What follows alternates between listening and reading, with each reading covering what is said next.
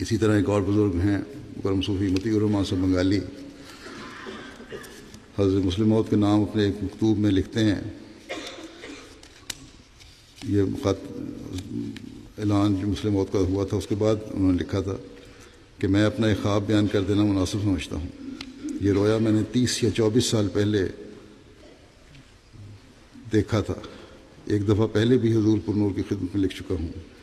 اب حضور اقدس کے مسلم موعود ہونے کا دعویٰ کرنے پر مجھے اس بات پر یقین ہو گیا کہ یہ رویا اس پیشگوئی کے متعلق ہے۔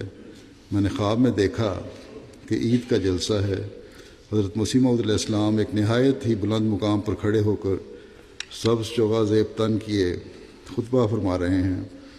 خطبہ ختم ہونے پر جب میں مسافے کے لیے بڑھا تو دیکھا کہ حضرت مسیح موعود علیہ السلام نہیں بلکہ حضور انور ہیں، یعنی حضرت مسیح ثانی ہیں۔ یہ خواب میں نے اپنے مکرم کپتان ڈاکٹر بدر الدین صاحب اور اپنے بھائی جناب مولوی ذل الرحمان صاحب مبلغ بنگال کی خدمت میں بیان کیا۔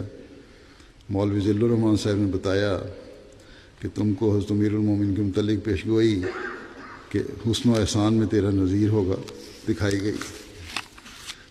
پیشگوئی کے ایک الفاظ یہ بھی ہیں کہ حسن و احسان میں تیرا نظیر ہوگا۔